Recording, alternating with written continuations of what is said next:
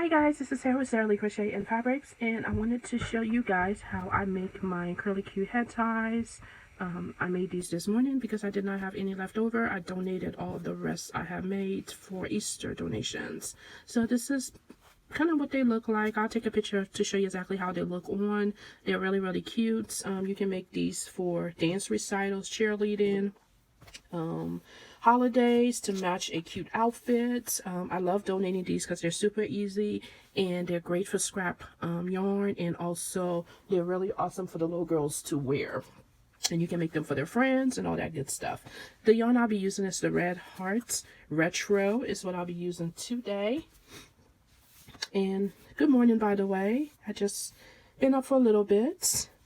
And let me twist this around here. All right, and how I start this off is just by tying a knot, well, twice. And I don't tie it super tight because I want it to be able to slide. And yeah, so I just go in with my crochet hook, which is a 4.5 today. And for this project, I'm doing 15 chains, okay? I'm trying to adjust here.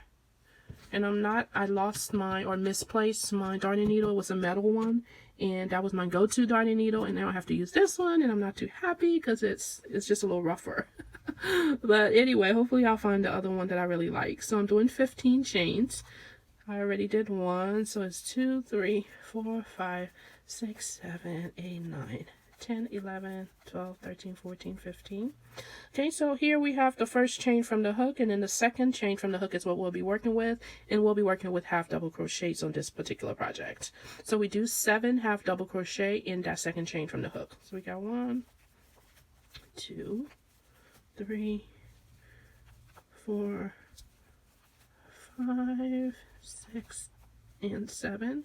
And you can certainly do these in double crochets and single crochets. It'll just make, for the double crochets, it'll make the curly Q thicker, and then for the single crochet, it'll make a thinner curly Q, which I do both all the time. And then of course, if you want it longer, then you're just creating more chains. All right, and then in each chain from the hook, with the exception to the very last 2, you will make 5 half double crochets in each of those chains until you get to the last 2. So let's go ahead with that. All right, so this yarn for some reason splits on me a lot. I don't know if it's me or if it's something with the yarn, or I don't know, the hook, but yeah, I try to be a little extra careful with it because I don't like frogging any part. So it's not really a huge deal. So if you lose count, which I do, you know, so sometimes I'll do 5, maybe I'll do 6, no big deal. But if you do want something that's not as curly or coil, you can do a wave style, which instead of the 5, in this case, half double crochet, you can do like maybe 4 in one, and then 3 in the next, and go vice versa, or do 5 and 3, or whatever the case may be, and that just loosens up the coiliness of it a little bit, so you can play around with it and see what you come up with. But for this, I'm just going to stick with the 5 and squeeze it in every chain because I do want that coily, extra coily look. So yeah, you can make these for cheerleading. You can match up their uniform to match, or sometimes I notice cheerleaders will be supporting different holidays or causes.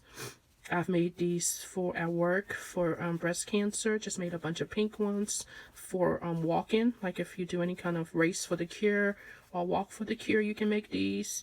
So yeah, they're very versatile, and they're really quick to make. Of course, it's taking longer when you're recording, but yeah, these are really quick. You can just grab head tie and grab some yarn and go at it.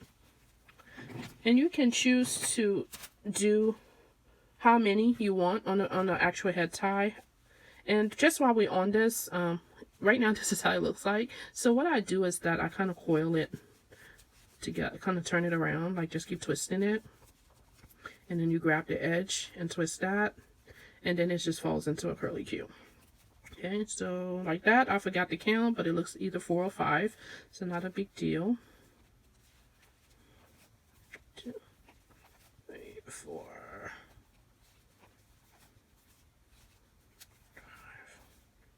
Yeah, so I went to Joann yesterday just kind of to be going.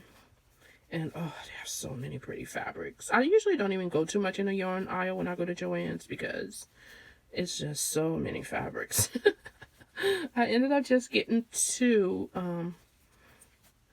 It's just too much sometimes when I go to places like that, and it's just so much beautiful fabric. I get overwhelmed. I want everything, but I know I can't have any as many as I want, and then I just kind of like get to the point where it's like just grab something and leave. So this is how it's looking, and don't forget we are stopping at the last two chains, and in those last two chains, which will be right after this cluster here, we are just going to do single stitches in the last two. And the reason I do that, you don't have to, but the reason I do it, and I do one single stitch, one single crochet in each of the last two chains. And the reason I do that because it makes the curly Q more flexible and movable when the child or girl, whoever is wearing it, and it just moves around better, in my opinion. I find that if I go ahead and do the 5 half double crochets all the way to the ends, the movement is not as much. So I just think it's much cuter when it moves as the child is dancing or just whatever. So after I do those last two single crochets on the last two chains, I just go ahead and cut the yarn, and then I go ahead and tie it. Okay. And then I struggle with my darning needle that I don't like very much. And I usually, see, that's why I don't like it, because it's so hard to get in between stitches. And then first I do another knot, and then you just weave in the ends. I just go back and forth. With this, I really can't go between too many stitches, so I just go back and forth a bunch of times to just make sure it doesn't move as much. So yeah, so this still is movable, so you can put it all together and then put it on the child's head or spread it out like this one is. So it's totally up to you. And yeah, so this is how I do it. I hope you find this video useful. I will go ahead and complete this and then take a picture of it on the mannequin. I'll talk to you guys later. Bye.